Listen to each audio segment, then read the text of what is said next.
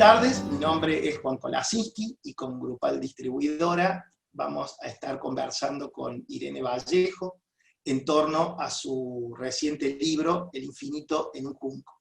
Quiero, en primer lugar, agradecerle a Irene por este tiempo que nos ha dado, también a Ediciones Ciruela por haber hecho el contacto con ella, y a Grupal Distribuidora por, bueno, establecer todos los elementos técnicos que nos han permitido estar conectados hoy. Quisiera presentarles a Irene con unas breves palabras. Irene es doctora en Filología por las universidades de Zaragoza y de Florencia, es escritora, colabora con el Heraldo de Aragón, y tiene 8 libros editados entre ensayo y narrativa. El último de esos libros es el que nos convoca hoy, El infinito en un junco. El libro cuyo subtítulo es La invención de los libros en el mundo antiguo. Es un libro que trata, básicamente, pero es mucho más que eso, sobre la historia de la oralidad, los libros, la escritura, los lectores, los escritores, en el mundo antiguo, desde la biblioteca de la creación de la Biblioteca de Alejandría hasta la caída del Imperio Romano. El libro recibe el premio al Ojo de la Crítica. Es un premio prestigioso que se entrega en distintas áreas de las artes, y una de ellas es la narrativa. Y acá viene la primera pregunta, porque es un libro, es un libro de ensayo premiado en narrativa. La ficción es lo primero que a uno le llama la atención en el libro, ¿no? Entonces, bueno, quería preguntar a Irene cómo llega a ficcionar el libro, a ficcionar trozos del libro, y por qué. Bueno, me gustaría empezar dando las gracias, Juan, por las preguntas, por la atención, por la amorosa lectura, a Grupal por hacer posible, ¿no?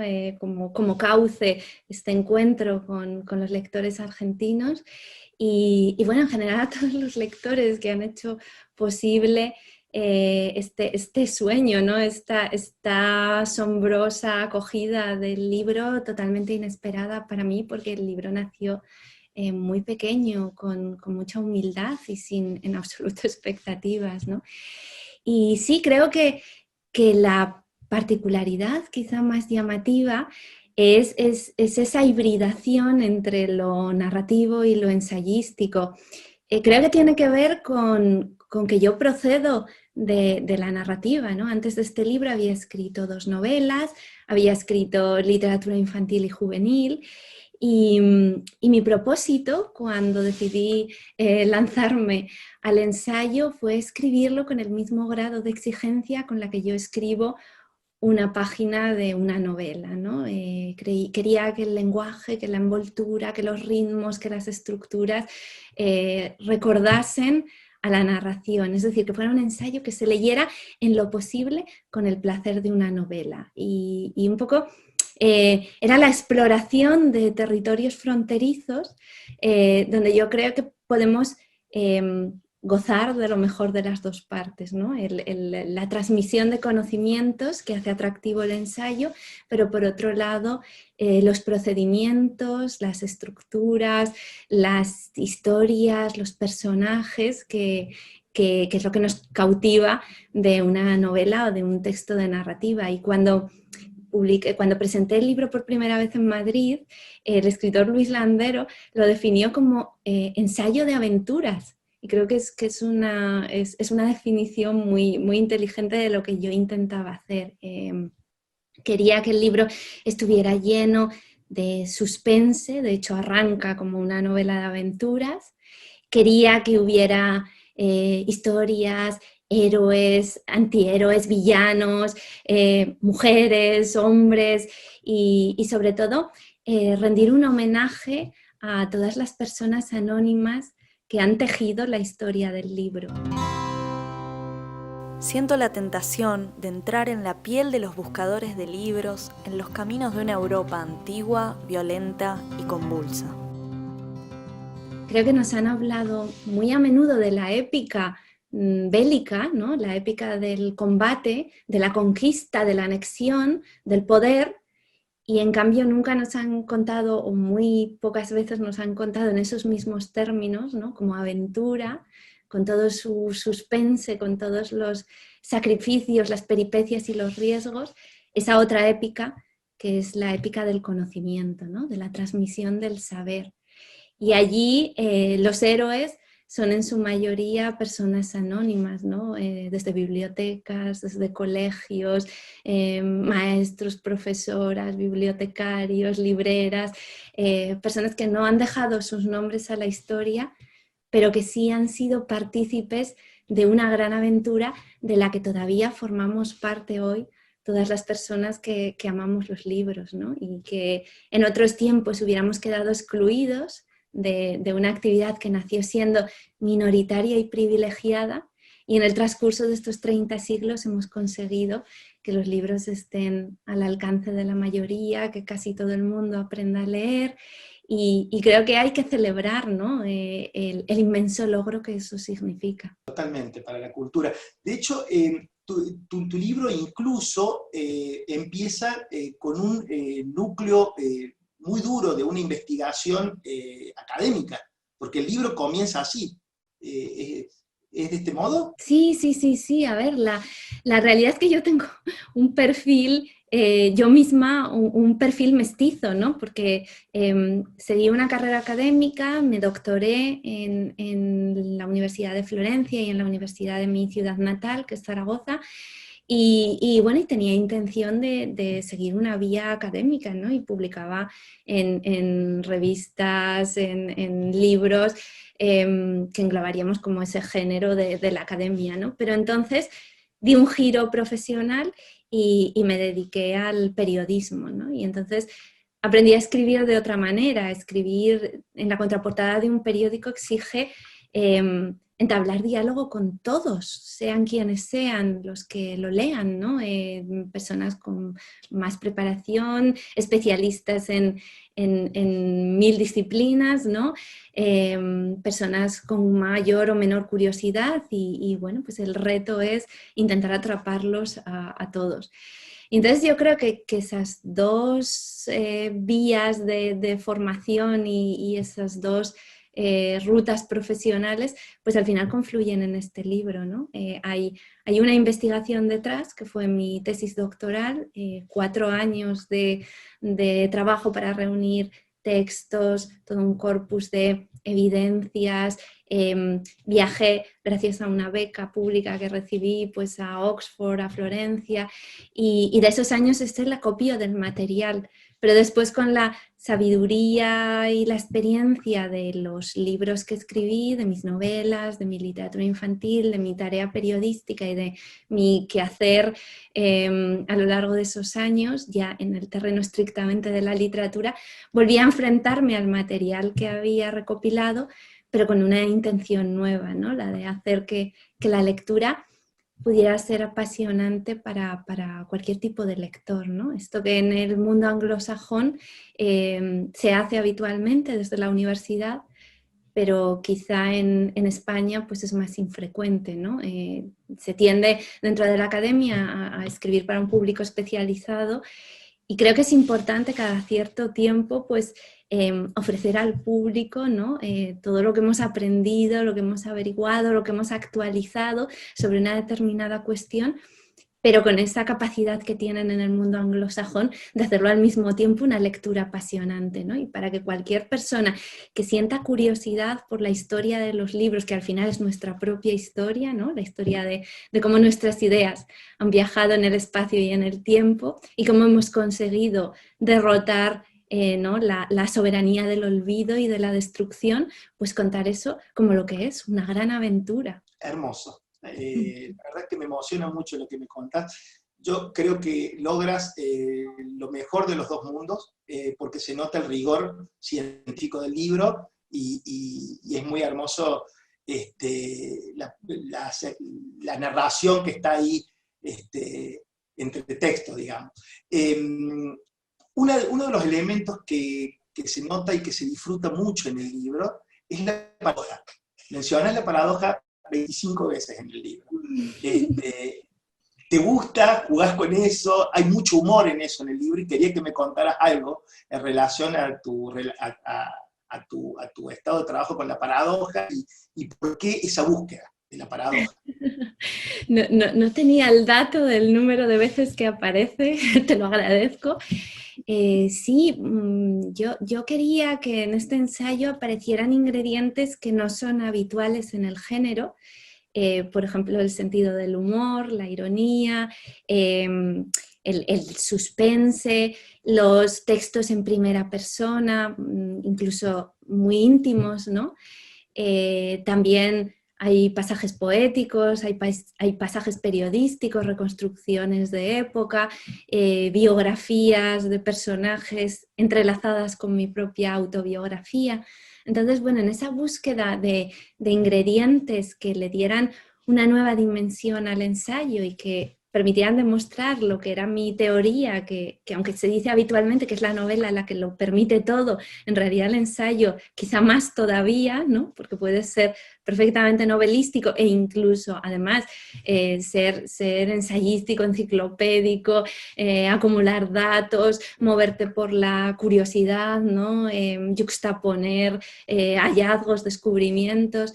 Pues entonces, pues con todos esos mimbres tan variados, yo quise construir un libro que además, de alguna manera, invitase a la gente a disfrutar del mundo antiguo, haciendo descender a los personajes de nuestra historia y de nuestro pasado de todos los pedestales, ¿no? Y entonces creo que la paradoja sirve para demostrar que, bueno, que no, muchas cosas no son como creemos desde un punto de vista superficial, ¿no? Que hay contradicciones y tensiones insospechadas en los procesos históricos, y también para permitirme un cierto humor que nos aproxime a los personajes, ¿no? No mostrarlos en una idealización, sino con toda su humanidad que está hecha bueno, pues muchas veces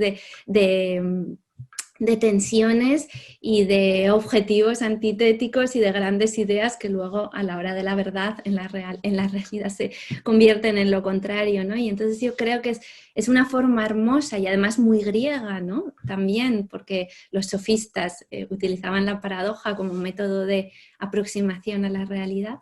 Pues la paradoja es una forma hermosa de plantear las grandes cuestiones, pero tampoco dar una respuesta unívoca, ¿no? Es confiar en que los lectores pues tomarán sus propias decisiones sobre los contenidos que yo les estoy ofreciendo. No intento resolver la cuestión, sino bueno, pues resumir en lo posible su complejidad y disfrutar viendo, porque para mí eso es un placer, que las cosas no son lo que parecen y que cuanto más aprendemos, más descubrimos nuevas dimensiones de lo que creíamos que ya era algo conocido, ¿no? Bueno, la verdad que precioso. Yo la sensación que tuve como lector era como el escritor sentado al lado mío y contemplando ambos una pregunta cuya respuesta era infinita, era interminable. Es como que el libro deja abiertas preguntas que no se contestan simplemente con una respuesta, sino que tienen múltiples respuestas. Es una forma de confiar en los lectores y me gusta mucho que lo digas porque además yo quería que el libro fuera un homenaje a la oralidad y para eso hice el experimento de trasladar a la escritura rasgos de la narración oral. Incluso contacté con una asociación de narradoras orales, fui a sus espectáculos, les pedí que me explicaran cómo afrontaban una representación, ¿no? de un relato, de un cuento, de una historia, y aprendí de ellos precisamente para producir ese efecto que decías, Juan, ¿no? Que sientas que te están contando una historia como se contaban hace siglos alrededor del fuego, ¿no? Esas historias que al caer la tarde reunían, congregaban a la comunidad y de alguna manera les unían y les fascinaban al mismo tiempo que danzaba el fuego. Y he intentado que la voz del ensayo sea esa. Estamos acostumbrados a un ensayo escrito en general en un tono muy frío, intenta ser muy objetivo, ¿no? presentar los hechos casi como si fueran desnudos y no hubiera interpretación. Y yo quise hacer lo contrario, es contar esta historia como la habría contado Sherezade, ¿no? Es un cuento enlazado con otro cuento que desemboca en el río más grande de la narración, pero luego recibe un afluente de otra historia que se recupera después, y es en ese entrelazarse de historias, como estamos acostumbrados, como eran los cuentos que nos contaban antes de dormir, pues como vamos descubriendo a los personajes y los grandes momentos, ¿no? Los momentos estelares de esta historia de los libros, porque yo creo que a los libros se llega por la fascinación, y el mejor homenaje que se les puede rendir es recrear esa fascinación al contar su propia historia, ¿no? Y sus peripecias. En esos años fui perdiendo los dientes de leche uno a uno. Mi gesto favorito mientras ella me contaba cuentos era menear un diente tembloroso con el dedo, sentirlo desprenderse de sus raíces, bailar cada vez más suelto y, cuando finalmente se partía soltando unos hilos alados de sangre, colocármelo en la palma de la mano para mirarlo. La infancia se estaba rompiendo, dejaba huecos en mi cuerpo y anicos blancos por el camino, y el tiempo de escuchar cuentos acabaría pronto, aunque yo no lo sabía. Uno de los momentos, o de los momentos más emotivos que tiene el libro, es cuando tú cuentas algunas historias personales, que son muy hermosas. Yo quería preguntarte, si tú tienes ganas de contar, primero que nada, ¿cómo fue la idea de empezar a escribir el libro?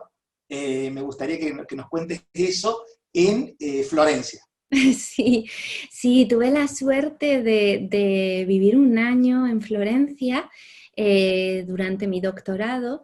Tuve allí un director italiano de mi tesis y bueno, pues acudí a Florencia precisamente por estar en contacto con los manuscritos, con las riquísimas colecciones que tienen allí desde los tiempos de la familia Medici.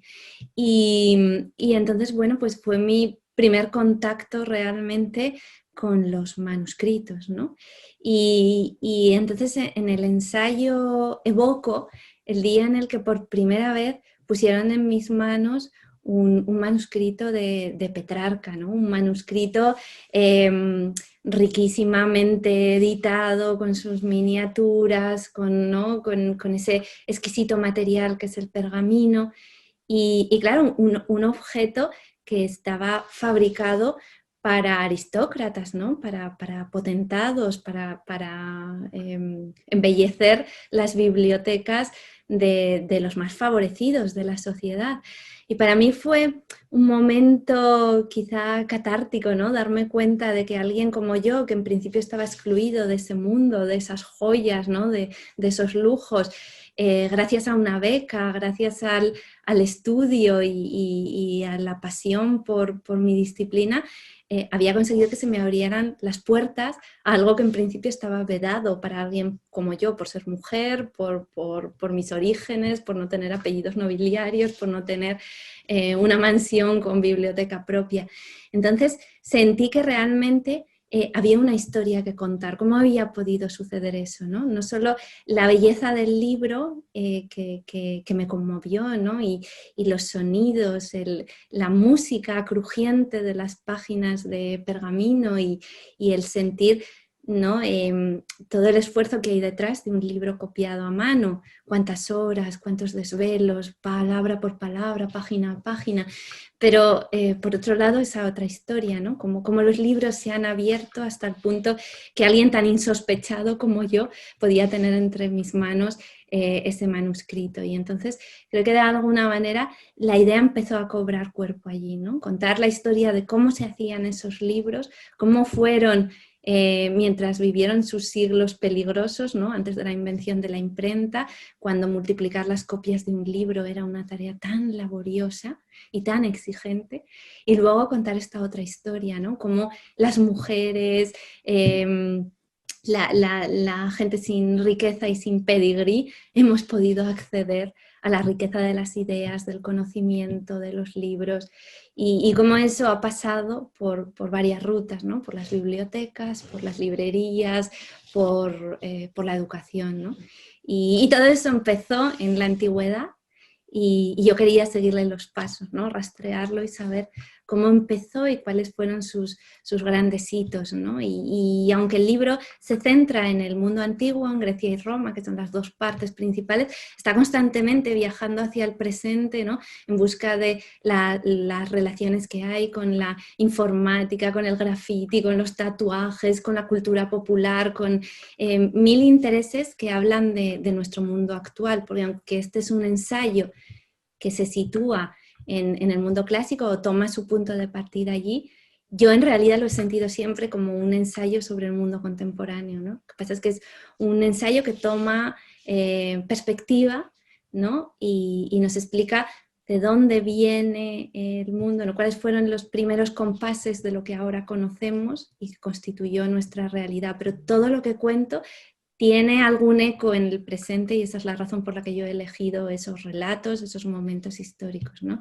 Creo que es importante porque la primera vez que las cosas suceden, los orígenes definen cómo va a ser su posterior evolución. Pero a mí lo que me interesa es el ahora, es el hoy, ¿no? Cómo hemos llegado a ser los que somos, cómo se han producido estos fenómenos que hoy nos parecen cotidianos, pero son el resultado de muchas luchas y de muchas búsquedas, el libro mismo, las bibliotecas, la traducción, ¿no? Todo eso que hoy nos parece esencial, incluso cotidiano, y que en realidad tuvo un origen y hay detrás luchas, esfuerzos, invenciones, aventuras, riesgos, libros escondidos para salvarlos de la censura, persecuciones, ¿no? Y muchísimas historias que yo creo que son apasionantes. De hecho, incluso se me ocurre pensar en una paradoja 26 del libro, que es el hecho de que haya nacido en un acto físico, un trabajo de ideas, ¿no? Un trabajo muy profundo de ideas tuyo, pero que nace de un contacto de tu mano con un libro, ¿no? Que es un hecho muy físico. Yo en todos mis libros, gracias Juan, perdona que te interrumpa, en todos mis libros, en mi narrativa, siempre le he dado muchísima importancia a lo corporal. Me interesa mucho el cuerpo de mis personajes, me interesa mucho su enfermedad, su salud, su forma de entender la vida, el contacto físico, ¿no? Lo sensorial, todo lo sensorial me importa mucho. Entonces, yo partía de la hipótesis de que los libros son el cuerpo de las palabras. Igual que en una novela me interesa mucho el cuerpo de mis personajes, en este ensayo me interesa mucho el cuerpo de las palabras, cómo se hicieron carne, ¿no? Y piel, porque literalmente el pergamino es piel, ¿no? Cómo han sido árbol, cómo los libros se han hecho de la tierra sobre la que caminamos, ¿no? Ahora se hacen de luz, ¿no? ¿Qué materiales hemos escogido para que alberguen nuestras palabras? ¿Y qué ha significado la caducidad de esos materiales para la supervivencia de nuestras ideas, ¿no? Porque en el mundo antiguo realmente el hecho de que un libro sobreviviera un siglo o dos podía significar que la obra se perdiera o se conservase. Había muy poquitos ejemplares de cada obra y a lo largo de la antigüedad y sobre todo del periodo medieval, en todo momento el último ejemplar de algún libro estaba muriendo en alguna parte, porque se humedecía y se pudría, porque ardía en un incendio, porque lo devoraban los insectos o simplemente porque el propio uso lo volvía inservible, ¿no? Entonces, la parte corporal del libro, la materialidad, es importantísima para la transmisión de las ideas. Y por eso también el título del infinito en un junco, ¿no? El infinito es lo inmaterial de todas nuestras ideas, de nuestras emociones, de nuestra poesía, de nuestras ideas, todo lo que podemos soñar e imaginar, y la materialidad frágil del junco, que es su soporte, ¿no? Y cómo el libro y sobre todo la evolución de las ideas no pueden existir sin esas dos partes, ¿no? Lo espiritual y lo material unidos de una manera inextricable, inseparable, y de esa, ¿no? De cada una de las evoluciones, de los cambios, de los ensayos, vamos a probar sobre este material, sobre este otro, cómo podemos hacer que los libros sean lo más imperecederos posibles, ¿no? Como toda aquella gente se esforzó porque los libros sobrevivieran pensando en el futuro que somos nosotros, ¿no? En que los libros nos alcanzaran y que no querían imaginarse un mundo en el que los libros que ellos amaban ya no existieran. Y todos esos pequeños actos de amor, ¿no? que yo he investigado y que además a mí en algunos momentos me han emocionado, ¿no? Como arqueóloga, descubrir que en Egipto había personas que se envolvían, pedían que sus momias estuvieran fabricadas con el papiro de los libros que más amaban, ¿no? Y se han encontrado momias que quisieron envolver su cabeza con el pasaje que más les emocionaba de la Ilíada o la Odisea, para irse al otro mundo, ¿no? Envueltos y protegidos por esa vestidura de palabras. Y eso me parece hermosísimo, ¿no? Y entonces ahí está, en todas partes está lo corporal y lo inmaterial, ¿no? Ese amor que es intangible y luego todos los objetos en los que se ha ido encarnando y que ha sido necesario salvar para salvar las palabras y salvar las ideas y salvar los relatos. Muy hermoso. En tu libro hay momentos en donde tu figura de lectora establece un homenaje con algunas personas. Son momentos muy hermosos y emotivos. Recuerdo tu profesora de griego y también tus padres. Y quería preguntarte en relación a eso, ¿cuál ha sido la historia de tus padres como formadora de una pequeña lectora? Sí, sí, bueno, en realidad, como muy bien dices, Juan, yo creo que el libro entero es un gran homenaje, ¿no? Incluye muchos actos de agradecimiento, ¿no? A las mujeres que se han dedicado al mundo intelectual y que me han precedido y que han abierto el camino, a las bibliotecas, a las librerías, ¿no? Que siempre han sido como lugares peligrosos, atacados y asediados, pero que han mantenido islotes de resistencia. Y como tú muy bien dices, también a mi familia, a mi profesora de griego, porque han sido personas muy importantes en mi formación. Y yo siento que con los profesores nos sucede muchas veces que nos cambian la vida, pero somos demasiado jóvenes para darnos cuenta en ese momento. Y no se lo agradecemos porque nos falta la madurez de comprender que ese ha sido como un punto de inflexión en nuestras vidas. Y cuando por fin lo sabemos, muchas veces los hemos perdido, ¿no? Ya hemos perdido el contacto, no sabemos encontrarlos, no podemos darles las gracias. Y entonces yo quería en este libro hacer este agradecimiento a mi profesora de griego que me cambió la vida y ahora ha hecho que me haya convertido en la persona que soy. Es muy bonito que además varios lectores me han escrito diciéndome que después de leer el libro han contactado o han buscado forma de reencontrarse con profesores de sus años de secundaria, de instituto, que les han marcado la vida con ese impulso de realmente darles las gracias porque no lo habían hecho en su momento. Y por supuesto a mis padres, porque mis padres, bueno, pues al leerme cuentos antes de dormir, yo creo que me transmitieron ese entusiasmo por las palabras. Y si yo quería hacer un homenaje a la oralidad, era porque yo me enamoré de la literatura a través de la oralidad, a través de los relatos que me contaban antes de dormir. Y así es como yo descubrí la mitología griega y ya mi pasión por el mundo mediterráneo, por los griegos y los romanos, pues fue instantánea y no ha decaído en todos estos años, ¿no? Solía yo decirle siempre a mi padre que el día que decidió empezar a contarme la Odisea, sin él saberlo, estaba condicionando todo mi futuro, ¿no? Y es también un canto a lo importante que es compartir esos momentos de intimidad, alentando la fantasía de los niños antes de dormir, ¿no? La inmensa felicidad que para mí significaban esos momentos, que ahora entiendo que seguro mi madre estaba cansada por todas las tareas del día y tenía ganas de dedicarse a sus asuntos, pero no, se sentaba a la orilla de mi cama y me contaba un cuento todos los días antes de dormir.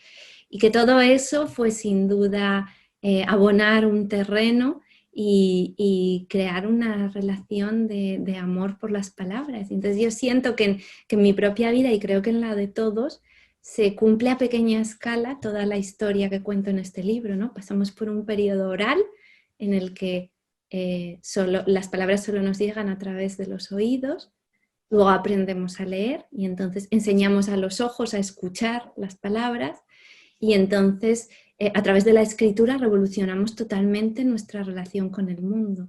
Y yo quería que digamos, ese microcosmos personal estuviera junto al recorrido histórico, ¿no? Lo que ha hecho la humanidad a lo largo de los siglos lo hacemos cada uno de nosotros.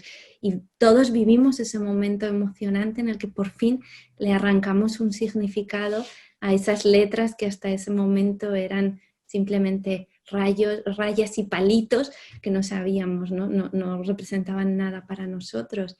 Y hablo de muchas culturas para los que eso es un momento que se celebra, ¿no? Es como un ritual de paso y nosotros muchas veces lo consideramos como un acto rutinario del aprendizaje cuando en realidad estamos abriendo puertas a una forma totalmente distinta de vivir.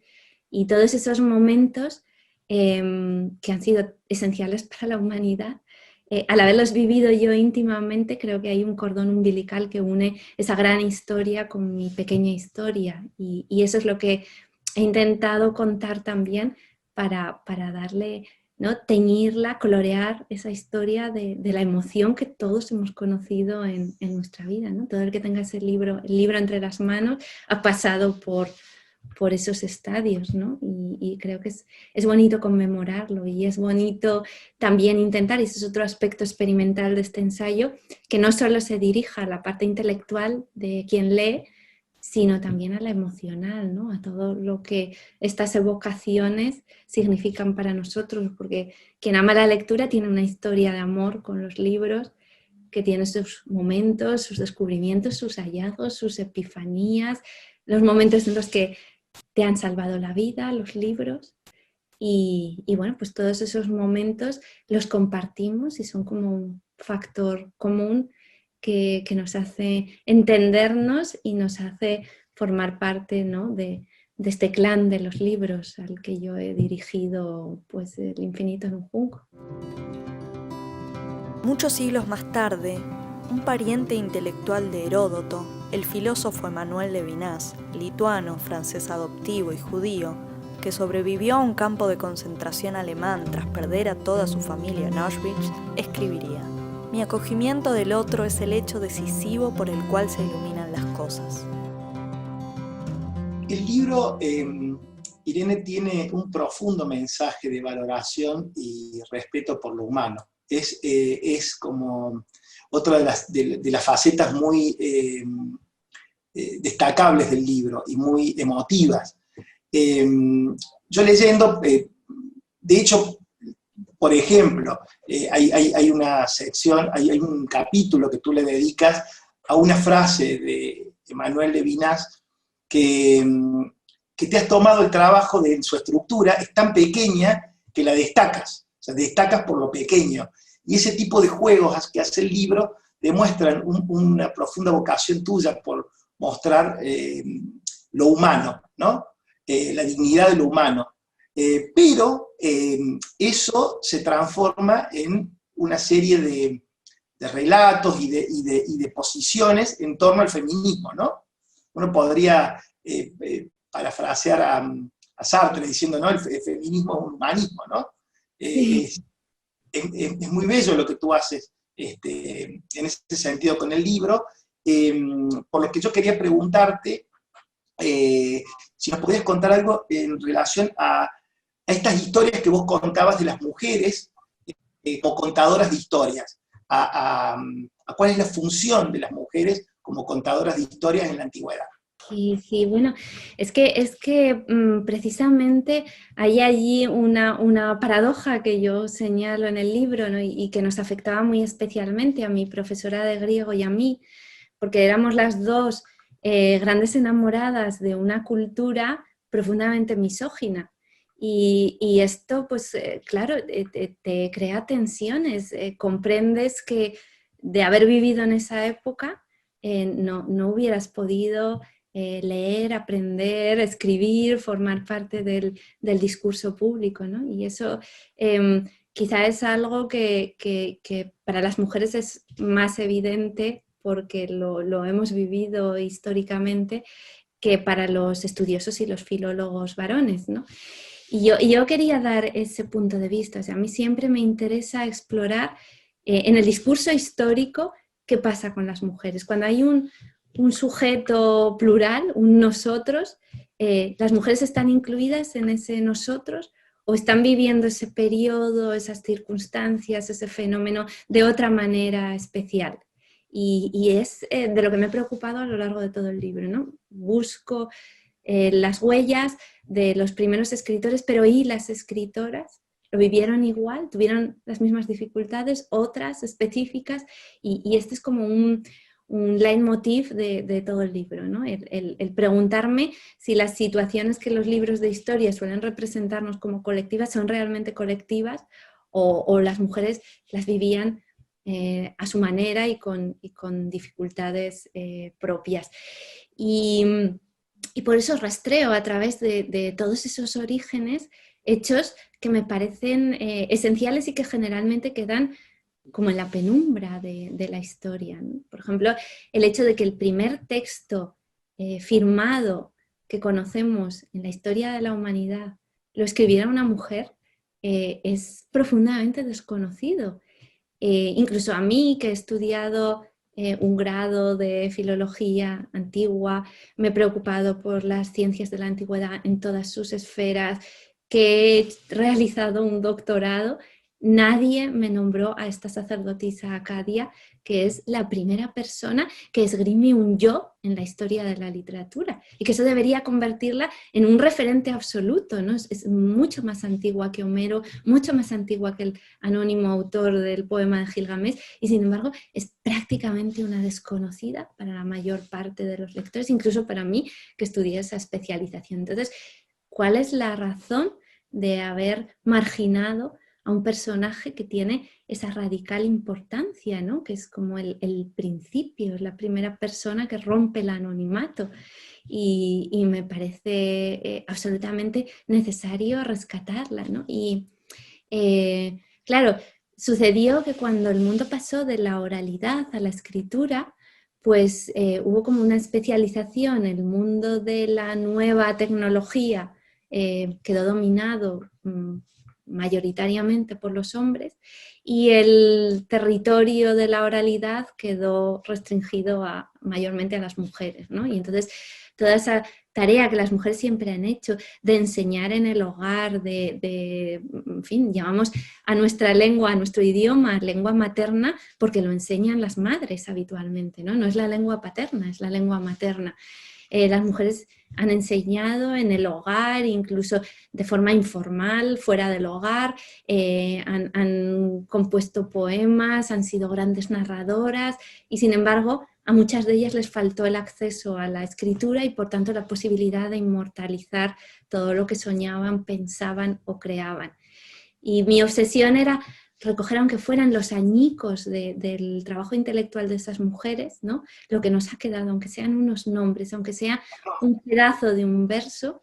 Y luego también busqué un poco el origen de las narraciones en las tareas que las mujeres hacían cuando tejían, ¿no? Porque me di cuenta y fui recogiendo muchos términos que en nuestro idioma relacionan la metáfora del tejido y del textil con la de los textos, ¿no? Los textos y los textiles, que etimológicamente están tan unidos, y constantemente hablamos en teoría literaria pues del nudo de una narración, el hilo de un relato, el desenlace. Decimos que urdimos un argumento, la trama del relato, estamos constantemente hablando, ¿no? Hilar un discurso.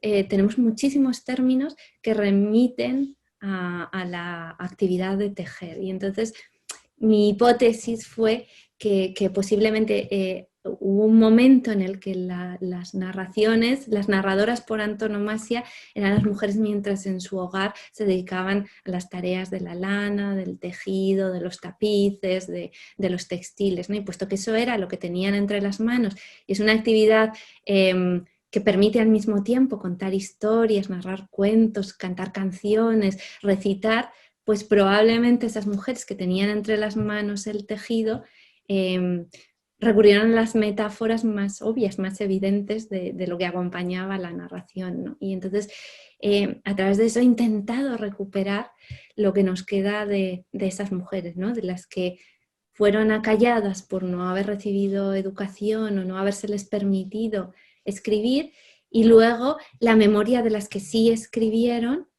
pero sus textos se han perdido por el camino o apenas han llegado unos fragmentos. Y entonces, a través de todas ellas, pues intento recuperar una historia sumergida, ¿no? Que es también la de mis propios orígenes, porque mi escritura yo la siento como un hilo que desciende de todas ellas, ¿no? De las luchas y los esfuerzos de todas esas mujeres que han cumplido una tarea imprescindible, intelectual en la historia, pero siempre se las ha mirado más desde el punto de vista hogareño, familiar, ¿no? Y no se les ha apreciado tanto durante muchos siglos pues su capacidad creadora, ¿no? Nos hemos centrado en la procreación y no tanto en la creación de las mujeres. Y ahí va una reivindicación personal, pero que está hilada en el relato de toda la historia. O sea, no es un libro específicamente sobre las mujeres, sino lo que yo creo que hay que hacer, que es incorporarlas al relato general, que no se queden escondidas y agazapadas, sino que formen parte de lo que todos, hombres y mujeres, hemos hecho juntos. Si yo tuviera que definir así sucintamente un procedimiento que se da en el mundo griego, yo diría que es como el momento en el que lo oral se convierte en un libro, ¿no? En un objeto. Y en el Imperio Romano lo que se ve es la industria, ¿no? Como el libro pasa a formar parte de una industria, a ser un objeto que se compartía en casas. Yo quisiera que nos contaras, si es posible, cuál fue el papel de la mujer en el Imperio Romano. Hubo un cambio muy fuerte ahí. Y me gustaría que nos lo contaras. Sí, bueno, es que realmente una de las contradicciones del mundo griego y sobre todo de nuestra admirada democracia ateniense es que dejó totalmente fuera a las mujeres. Las mujeres griegas estaban en su gineceo, una parte de la casa que prácticamente no abandonaban más que para funerales, para algunas fiestas religiosas y en ocasiones muy contadas y muy supervisadas, ¿no? Esto, por supuesto, las mujeres de clase alta, porque las esclavas y las mujeres pobres necesariamente tenían que salir a la calle para trabajar, para buscar agua, para sostener a la familia, ¿no? Para ayudar. Pero las mujeres ricas, las que podían acceder a la educación, estaban encerradas en casa, no formaban parte de la vida pública, del debate, del ágora, del teatro, no estaban incluidas en las corrientes culturales, ¿no? Y en Roma esto cambia, sobre todo a partir del final de la República y el principio del Imperio, pues ya encontramos a unas mujeres que habitualmente y en general reciben mejor educación, aunque solo sea porque ellas van a ser las maestras de sus hijos, van a enseñarles a hablar, van a darles los primeros cimientos de su educación, y por eso los hombres prefieren casarse con mujeres cultivadas. Y también porque acompañan a los hombres en sus cenas, ¿no? y en la vida social, cosa que las mujeres griegas tampoco podían hacer. Las acompañantes de los banquetes nocturnos eran esas hetairas que eran, bueno, un poco como geishas o mujeres de compañía, ¿no? Pero no eran las esposas legítimas. Y entonces la sociedad sigue siendo misógina, pero empieza a abrirse hacia una mayor intervención de las mujeres, empieza a haber algunos cambios, ¿no?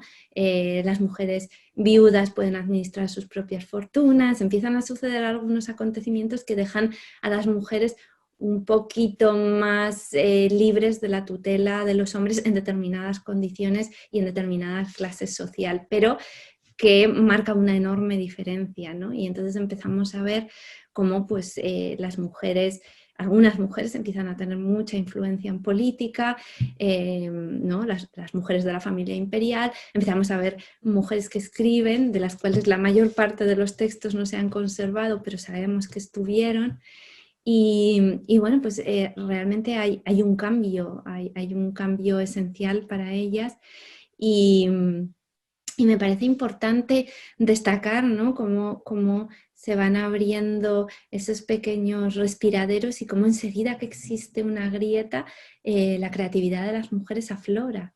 Y pues, por ejemplo, he recuperado los textos de Sulpicia, que es una mujer bastante desconocida, cuya obra sobrevivió precisamente porque se atribuyó a un hombre, a un poeta, a Tibulo, que formaba parte del mismo círculo donde ella pues se movía, pero cuando lo recuperamos como ¿no? con su propia identidad, cuando la rescatamos del olvido, nos damos cuenta de que esa voz poética nace con una enorme fuerza, ¿no? Con una rebeldía maravillosa, oponiéndose a los principios de su clase social, ¿no?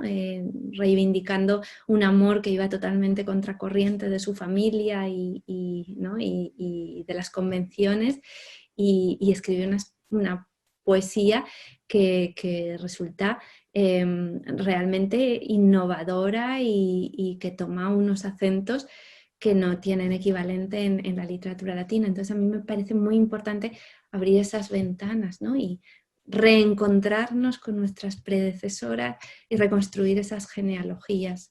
Es lo que he intentado en este libro, pero siempre, insisto, tratando de entretejer esa historia con la gran historia general, porque creo que cuando apartamos a las mujeres y creamos un gueto para la creación femenina, para las obras de las mujeres, no estamos consiguiendo darles la universalidad que merecen, ¿no? Ellas formaron parte de todo ese gran proceso y realmente sus logros todavía siguen vivos en el presente. No seríamos las mujeres de hoy lo que somos si no hubiera sido por las luchas de nuestras antepasadas, ¿no? Creo que es importante evocarlas, es importante volver a leerlas, ¿no?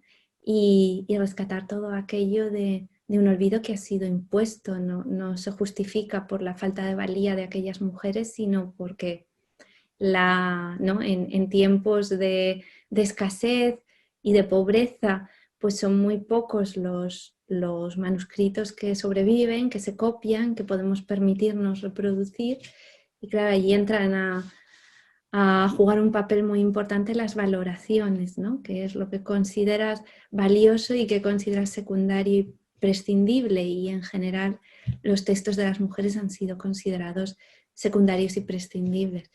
Pero yo creo que cuando accedemos realmente a sus palabras, descubrimos que allí hay una mirada propia y hay no sé, un eco del que todavía nos sentimos hoy, pues las últimas notas que resuenan, ¿no? Y esa era una parte importante para mí del Infinito en un junco, hacer lo que habitualmente mis colegas no hacen cuando se enfrentan a la historia del pasado, ¿no? Quizá porque tampoco viven en su interior este mismo conflicto del que hablaba de mi profesora y el mío, ¿no? El conflicto de pensar que era o sea, que amamos y admiramos una sociedad que era profundamente disfuncional en muchos aspectos, ¿no? La esclavitud, el trato a las mujeres, la crueldad en general con la que se comportaban. Entonces yo creo que desde esa óptica intento recoger y recrear la humanidad de los antiguos, que no son un espejo, que no son un modelo, que lo que son es voces que nos interpelan, que nos explican nuestro propio pasado y que nos llevan ¿no? que ellos han configurado nuestra forma de pensar y de entender la sociedad, la política, la realidad, pero que tenemos que hablar con ellos de tú a tú y siendo conscientes de que fueron como nosotros, humanos, demasiado humanos, ¿no? Es sorprendente, ¿no? Esto que tú cuentas, en donde de alguna manera la censura se practicaba a las mujeres no por prohibición, sino por abulia. O sea, no se copiaba y al no copiarse el texto moría. Claro, no, bueno, existieron los dos tipos de censura, la censura que impedía a las mujeres dedicarse profesionalmente a la literatura, como si podían sus compañeros varones, y después contra aquellas que se saltaron las prohibiciones o que tuvieron los medios y los contactos para poder escribir y hacer circular sus obras, pues contra ellas se erige este segundo muro, ¿no? Que es un poco el muro del canon, cuando hay que elegir qué es lo importante, qué es lo representativo, qué es lo esencial, pues en general la literatura de las mujeres tiende a mirarse como un dominio ¿no? Secundario, anecdótico. En general existe una cierta, un cierto desdén hacia lo emocional, ¿no? Que representan las mujeres en su poesía, en sus relatos, pero incluso cuando las mujeres hacían textos políticos como la maravillosa Aspasia de la que tanto hablo, ¿no? Que describía los discursos, según dice el propio Platón, a su marido Pericles, pues incluso cuando las mujeres se salen de ese territorio que es el que supuestamente les pertenece y que la gran literatura desdeña o deja en una segunda posición, pues tampoco esas mujeres consiguen hacer que los textos sobrevivan, porque o bien se atribuyen a hombres o bien desaparecen como si no hubieran sido realmente significativos. Es que claro, sobre el canon hay siempre que pensar que el canon es una transposición de los prejuicios de cada época y de los estereotipos. Entonces cuando hablamos del canon, al que yo dedico también en el ensayo una reflexión, ¿no? Incluso desde la etimología, qué es lo que significa, hasta cómo se ha ido aplicando en los distintos momentos de la historia y se sigue aplicando ahora porque seguimos todavía bajo el influjo de los cánones y estamos constantemente clasificando los 10 mejores libros, las 10 mejores películas de la década y no ha desaparecido de nuestro mundo en absoluto la pulsión canonizadora. Pues lo que yo intento es que comprendamos que el canon de cada época es una traducción de toda una suma de prejuicios, ¿no? No quiere decir que sea absolutamente desacertada la selección que cada época ejerce sobre las obras de su tiempo, pero es cierto que allí está toda la suma de, bueno, pues eso de nuestras cegueras, de nuestros desdenes, también de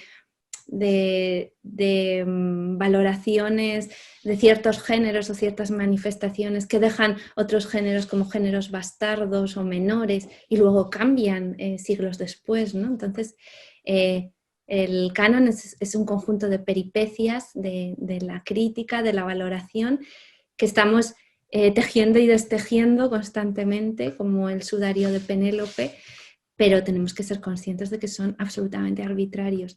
Y el saber que fueron arbitrarios en el pasado nos alerta sobre la arbitrariedad de nuestros propios cánones hoy. Bueno, Irene, para ir cerrando, quería hacerte una pregunta que para los que nos ha fascinado tu libro es como obvia, que es si va a haber alguna continuidad. Yo sé que es demasiado pronto preguntarte esto, pero si está pensada alguna continuidad para el infinito en un junco. Bueno, yo soy consciente de que el infinito en un junco pues demarca un territorio y deja fuera muchas otras realidades. No he profundizado en las aportaciones del mundo oriental, sobre todo del Extremo Oriente, sino que me he centrado en el mundo clásico, que es mi especialidad, ¿no? Por haber elegido este momento histórico, ¿no? Digamos como límite, la caída del Imperio Romano, tampoco he hablado de otros continentes, ¿no? Y la verdad es que me gustaría seguir tomando hebras y hacer que este libro pues, fuera como el principio de un proyecto de búsqueda, de narración, de experimentación literaria y al mismo tiempo ir ampliando la esfera de todo lo que ha dejado fuera El infinito en un junco. Además había una tercera parte en el manuscrito que llegaba hasta la imprenta, hasta la invención de la imprenta, porque a mí me interesaba sobre todo la época manuscrita de los libros, y fueron mis editores los que me recomendaron que nos ciñéramos mejor a un determinado periodo, que era el clásico, y bueno, tenían miedo de que el ensayo fuera demasiado extenso y eso pues ahuyentase a los lectores. Y bueno, pues realmente tengo ya material recogido para empezar a explorar otras etapas. Claro que al mismo tiempo tengo yo que estudiar, profundizar, conocer, porque el mundo clásico es mi especialidad de formación, pero ahora necesito yo adquirir los conocimientos y las herramientas. Lo más hermoso del ensayo es que te permite aprender y estás constantemente aprendiendo al mismo tiempo que escribes. Y por eso para una persona como yo que tiene una insaciable curiosidad, y que además reivindico que aprender y descubrir los porqués y las razones es uno de los grandes placeres de la vida, pues yo creo que embarcarme en un proyecto en el que yo misma tengo que aprender y descubrir pues es el mayor acicate y me gustaría seguir escribiendo, incluso seguir escribiendo como hasta ahora, a caballo entre pues tan pronto una novela como un ensayo, donde en el fondo estoy siempre explorando los mismos temas, ¿no? Los temas del viaje, del aprendizaje, de lo universal, de lo colectivo, ¿no? Me interesan mucho las migraciones como tema y lo he tratado en varias de las novelas. Y bueno, pues eso, la forma en la que nos vamos abriendo paso en la realidad, ¿no? Con el aprendizaje, la relación entre la fantasía y la realidad, ¿no? Lo que hacen en nuestras vidas las historias y lo que significan y cuál es su impacto.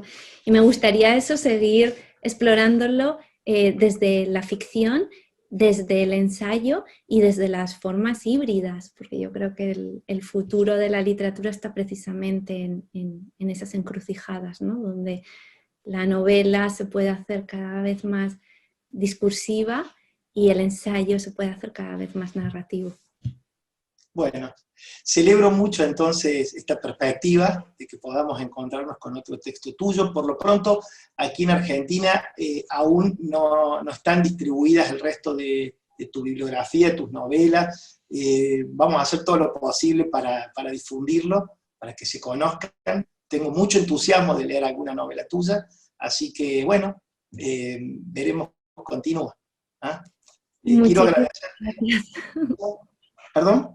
No, decía que muchísimas gracias, que es maravilloso que este libro haya llegado allá y bueno, que es un homenaje a las bibliotecas y a las librerías, con que encontrar esta acogida pues me parece especialmente emocionante, ¿no? Porque al final que sean esas personas con las que yo ya me sentía en deuda antes de empezar a escribir el libro, las que además lo toman en sus manos y lo protegen y sirven de puente hacia los lectores, pues me parece realmente un regalo añadido, inesperado y todavía más generoso. Así que bueno, no me queda otra cosa que decir más que muchísimas gracias. No, muchas gracias a vos, Irene, gracias por este tiempo.